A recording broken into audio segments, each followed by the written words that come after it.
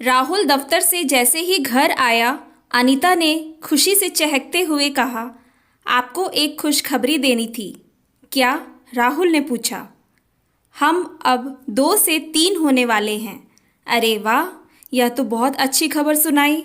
माँ और बाऊजी को बताया? राहुल ने खुशी से अनीता को बाहों में भरते हुए बोला। मैं सोच रही थी पहले पता कर लेते हैं, अनीता ने थोड़ा चिंतित होते हुए कहा। राहुल ने पूछा, क्या? यही कि जो आएगा वह आएगा या आएगी? अनीता बोली। क्यों, क्या ज़रूरत है? राहुल थोड़ा सख्त होकर बोला। अनीता ने कहा, देखो माँ शुरू से पोते की रट लगाई हुई हैं, उनकी गोद में पोता खेले तो इसमें हर्ज ही क्या है? राहुल ने कहा। नहीं, कोई ज़रूरत नहीं है, मैं माँ से बात कर लूँगा। अनीता मायूस हो गई, कुछ नहीं बोली। खाने की टेबल पर जब माँ बाऊजी के साथ राहुल बैठा तो उसने माँ को खुशखबरी सुनाई। माँ खुशी से उछल पड़ी। उसके बरसों का सपना साकार होने जा रहा था। बहू, मुझे पोता ही चाहिए, मेरी गोदी में भी अब पोता खेलेगा, माँ बोले जा रही थी। राहुल ने माँ को बीच में टोका। माँ, आप कौन से युग में जी रही हो?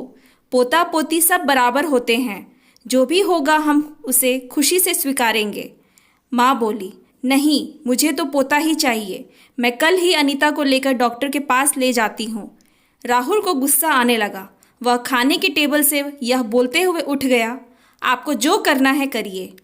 बिस्तर पर लेटे लेटे राहुल सोच रहा था, हर साल रक्षाबंधन और भाई दूज पर वो खुद को कितना असहाय महसूस करता है, क्योंकि उसके जन्म के पहले उसकी बहन का जन्म नहीं हो पाया था। उसका दिमाग काम नहीं कर रहा था, क्या करूं क्या नहीं। सोचते सोचते उसे कब नींद आ गई पता ही नहीं चला। दूसरे दिन जब वह दफ्तर गया तो सारा दिन उदास था। उसके बचपन के घनिष्ठ मित्र रोहित ने उसकी उदासी का कारण पूछा तो उसने सबको सब बताया। रोहित सुन अचंभित हो गया। उसने कहा, भ्रूण हत्या तो अपराध है, उस पर पहले जांच करवाना तो बिल्कुल निषेध है। राहुल बोला, तुम्हें तो पता है माँ कितनी जिद्दी है, मानेगी नहीं किसी भी तरह। रोहित ने कहा, एक तरीका है, क्यों ना तुम इस संतान को जैसी है वैसे ही जन्म लेने दो और एक संतान गोद ले लो। बेटा और बेटी दोनों मिल जाएंगे, माँ भी खुश और तुम भी खुश।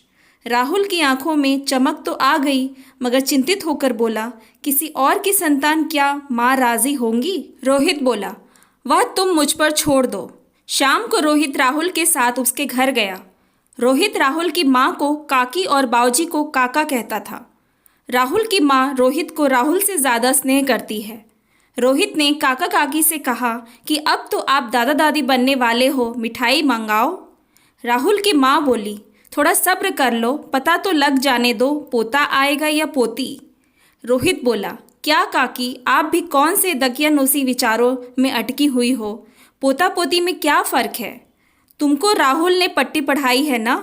राहुल की माँ बोली, राहुल ने मुझे सब बताया है लेकिन पट्टी नहीं पढ़ाई काकी, क्योंकि हम 21वीं सदी में जी रहे हैं, सही गलत सब नज़र आता है।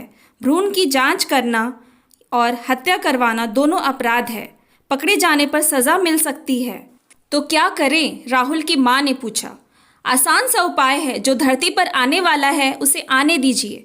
लड़का है तो आपकी मुराद पूरी होगी, लड़की होगी तो आप वही मुराद अनाथाश्रम से एक लड़के को गोद लेकर पूरी कर सकती हैं। राहुल ने अजीबोगरीब सा उपाय बताया। राहुल की माँ सकते में आ गई, बोलने लगी, तुम पागल हो गए क्या? किसी दूसरे के खून को हम क्यों अपनाएं? रोहित बोलने लगा, काकी, आपने कभी राहुल का दर्द महसूस किया है? राहुल के पहले आपने भी अपनी एक बेटी की बलि चढ़ाई थी, उसका फल आज तक राहुल भोग रहा है। उसने कभी किसी को नहीं बताया यह दर्द। मुझे यह बात बचपन से पता थी, लेकिन कभी मौका नहीं मिला आपको बताने का। माँ ने राहुल के चेहरे की तरफ देखा। राहुल का दर्द उसे आज तक क्यों नहीं दिखा, वह सोचने पर विवश हो गई। वह कुछ बोलने ही वाली थी कि राहुल के बाऊजी बोल उठे, 100 बात की एक बात, अब इस घर में कोई अबॉर्शन नहीं होगा। बात यही खत्म हो गई। धीरे धीरे समय बीतने लगा। 7 महीने बाद अनीता के पेट में दर्द उठा। उसे तुरंत अस्पताल ले जाया गया। डॉक्टर ने सारे टेस्ट देखने के बाद कहा कि थोड़ी कॉम्प्लिकेशन हो गई है, हो सकता है अबॉर्शन करना पड़े। राहुल की माँ ने तुरंत डॉक्टर से कहा, मेरा पोता बच तो जाएगा ना? डॉक्टर ने कहा, हम कोशिश कर रहे हैं, वैसे पोता नहीं पोती है। ये सुनते ही राहुल बोल पड़ा, डॉक्टर साहब, आपसे जो हो सकता है करिए, लेकिन मेरी बेटी बच जानी चाहिए। 2 घंटे के ऑपरेशन के बाद जब डॉक्टर बाहर आया तो बोला, हम माँ और बेटी दोनों को बचाने में सफल तो हो गए हैं, लेकिन क्या? राहुल ने चिंतित होते हुए पूछा। आपकी बेटी के दिल में छेद है, डॉक्टर ने शांत स्वर में कहा। राहुल घबरा गया और रोने लगा और डॉक्टर से मिन्नतें करने लगा, मेरी बेटी को ठीक कर दीजिए। राहुल की माँ बोली, मैंने तो पहले ही कहा था एबॉर्शन करवा लेते हैं। डॉक्टर ने सुना तो उसकी भौहें चढ़ गई।